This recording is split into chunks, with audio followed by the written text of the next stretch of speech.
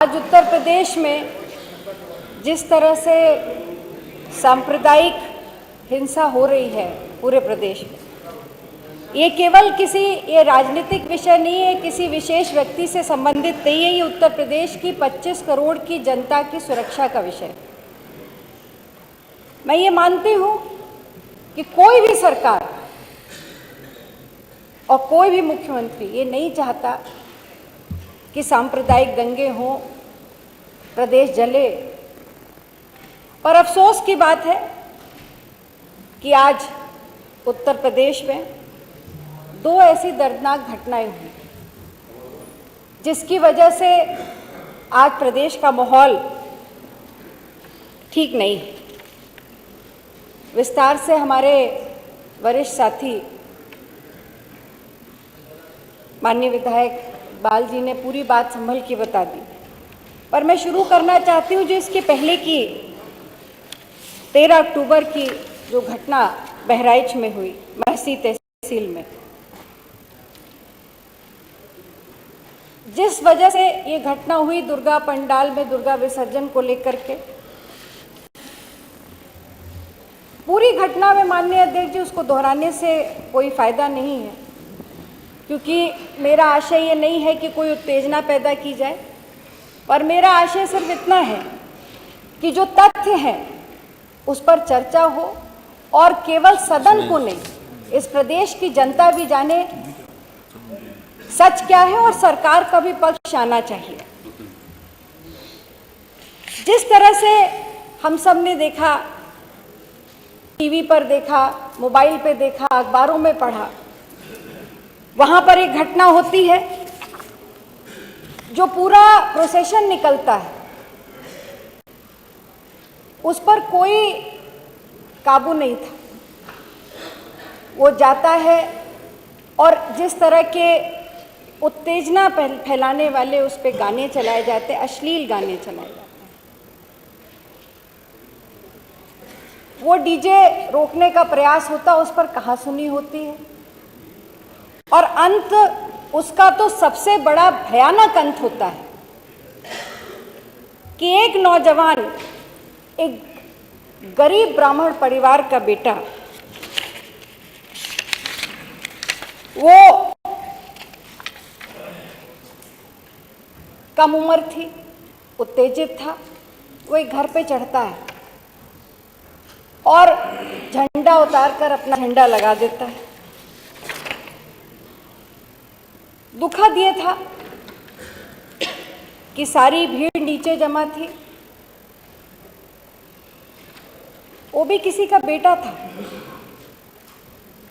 वो छत पे चढ़ता है और जब उतर करके वो अंदर से आता तो उसको गोली मार दी जाती है। ये दोनों पहलू दुखद है माननीय अध्यक्ष। जिस तरह से वहां का माहौल में उत्तेजना पैदा की गई और जिस तरह से उस बेटे की मौत होती है, दोनों चीजें दुखद है। सवाल ये नहीं है कि घटना हुई जो दुखद थी, सवाल ये है कि इस घटना का वातावरण बना कैसे। मैं 3 चीजें पूछना चाहती हूं कि जिस दिन ये घटना हुई उसके पहले भी वहां पे बड़ा तनावपूर्ण माहौल था। क्या प्रशासन ने वहां पर समुचित व्यवस्था करी थी? क्या यह सच है? मैं नहीं जानती हूं, पर जिस तरह से अखबारों में, टीवी में और वहां के साथियों ने बताया कि जो तनावपूर्ण माहौल था, वहां पे प्रशासन ने समुचित व्यवस्था नहीं करी सुरक्षा की और लगातार इस घटना के बाद कई दिनों तक वहां पर एक तनावपूर्ण माहौल बना रहा। क्या ये प्रशासन के इनपुट का फेल्योर नहीं था? इंटेलिजेंस का फेल्योर नहीं था? क्या लोकल प्रशासन ने लखनऊ में बैठे अपने उच्च अधिकारी और माननीय मुख्यमंत्री जी को सही सूचना दी थी? और मुझे विश्वास है कि अगर सही सूचना दी गई होती जिले से तो शायद इस घटना को रोका जा सकता, पर्याप्त सुरक्षा की व्यवस्था की जाती। पूरी तरह से असफल रहा वहां का लोकल प्रशासन इस बात को, इस घटना को रोकने से। और सबसे बड़ा प्रमाण ये है, ये मैं नहीं कह रही, ये विपक्ष का कोई साथी नहीं कह रहा है, पर क्या इस बात से इनकार किया जा सकता है कि वहां के स्थानीय विधायक महसी के, भाजपा के, उन्होंने अपने ही महानगर अध्यक्ष और कई साथियों के खिलाफ एफआईआर दर्ज कराई, और एफआईआर जो दर्ज कराई, नामजद एफआईआर दर्ज कराई, उसमें फायरिंग, पत्थरबाजी, गाली गलौज के आरोप लगे।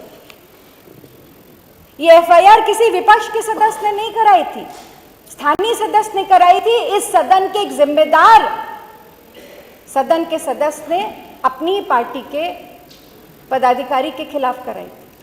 क्या इससे भी ज्यादा कोई और बड़ा प्रमाण चाहिए? क्या ये वो लोग जिम्मेदार, क्या ये माना जाए कि वही लोग जिम्मेदार थे इस उत्तेजना को फैलाने में, इस वातावरण को दूषित करने में? एक नौजवान की मौत जो हुई, हत्या जो हुई, उसके पीछे कहीं ना कहीं ये लोग भी उतनी जिम्मेदार थे जितने जिम्मेदार वो हैं जिन्होंने हत्या की। माननीय अध्यक्ष जी, पूरी तरह से पुलिस की लापरवाही, प्रशासन की लापरवाही, और मैं तो माननीय मुख्यमंत्री जी से जरूर कहूंगी कि आपने वहां पर संभल में कमीशन का गठन किया, एक वरिष्ठ न्यायाधीश, सेवानिवृत्त न्यायाधीश के अध्यक्षता में किया, वो जांच कर रही है इसकी। बहराइच की भी घटना की न्यायिक जांच होनी चाहिए। सिर्फ इसलिए नहीं उनको हटा देना चाहिए, इसको इग्नोर कर देना चाहिए क्योंकि उसमें सत्ता पक्ष के लोगों की भूमिका संदिग्ध है, उनकी भी जांच होनी चाहिए। और मैं ये कहूंगी कि उस ब्राह्मण परिवार को भी न्याय मिलना चाहिए, और जिन लोगों ने इस घटना को इतना घिनौना रूप दिया, उनके खिलाफ भी वही कार्रवाई होनी चाहिए जो कि वहां पे हिंसा भड़काने वालों के खिलाफ हुई। दूसरा, संभल की घटना पर विस्तार से बात हो चुकी है, पर मैं उसमें दो बातें जरूर जोड़ना चाहती हूं कि चाहे बहराइच की घटना रही हो या संभल की घटना रही हो, आखिर हमारे नेता जब वहां जाने का प्रयास किया, हमने अनुरोध किया, परमिशन मांगी, हमें रोक दिया गया। वहां पे बताया गया कि वहां पे धारा 163 लगी हुई है संभल में, जिसकी वजह से हमें वहां जाने से रोका जा रहा है।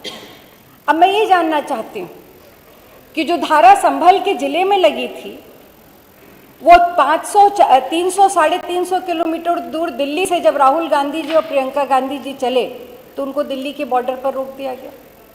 उत्तर प्रदेश में लखनऊ से जब एक डेलीगेशन कांग्रेस का जाने का प्रयास किया, इसमें हमारे प्रदेश अध्यक्ष अजय राय जी थे, हम थे और भी कई वरिष्ठ लोग थे, उनको हाउस अरेस्ट करके रोक दिया गया।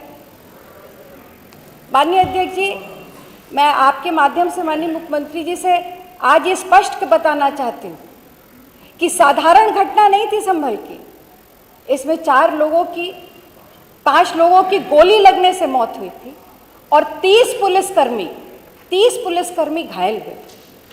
ये बड़ी घटना थी, और राजनीतिक दल के नेता के रूप में हम सबका वहाँ पे जाना, हमने वहाँ पे स्पष्ट किया था कि हम वहाँ जाएंगे, भाईचारा, वहाँ पे जो बहुत सी ऐसी चीज़ें, वो परिवार मिलना चाहते थे जिनकी मौत हुई, वहाँ संवेदना व्यक्त करना चाहते थे। वहाँ पे सत्यता क्या थी, बहुत सी ऐसी चीज़ें थी, हो सकता है शायद वो हमें मालूम होती, हम माननीय मुख्यमंत्री जी तक क्या उस कमीशन को प्रस्तुत करते। वहाँ भाईचारे की बात करना चाह रहे तो कोई उन्माद फैलाने का इरादा नहीं था हमारा, पर हमें रोका गया। मैं आपसे इतना ही अनुरोध करूंगी माननीय अध्यक्ष जी कि ये जो वातावरण उत्तर प्रदेश का बना है, और मैं जरूर कहूंगी माननीय मुख्यमंत्री जी, आपने हमेशा प्रयास किया विकास की बात करने का, किसी तरह समरसता बनाए रखने का, पर कहीं ना कहीं या तो जो ग्राउंड की सत्यता है वो आप तक नहीं पहुंच पाती, जो सच है वो आपको किसी दूसरे रूप में प्रस्तुत किया जाता है। हम सब लोग सहयोग करना चाहते हैं कि इस प्रदेश में आपसी भाईचारा, समरसता बने। हिंसा होगी तो हो सकता है किसी एक जिले में हो सकता है किसी एक समुदाय के बीच में हो, पर उस हिंसा से अगर नुकसान होगा तो पूरे प्रदेश का नुकसान होगा।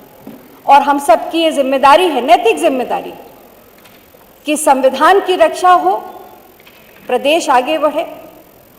आपसे अनुरोध है माननीय अध्यक्ष जी कि ये गंभीर विषय है।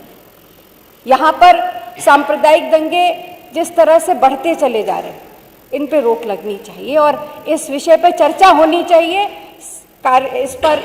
इस विषय पर सारे कार्य रोककर सदन पर इस पे चर्चा कराई जाए। बहुत बहुत धन्यवाद। कौन बोलेगा आपके यहाँ से? नहीं, कौन? सब लोग नहीं। अध्यक्ष जी, एक कोई व्यक्ति जो बोलना चाहे बोले।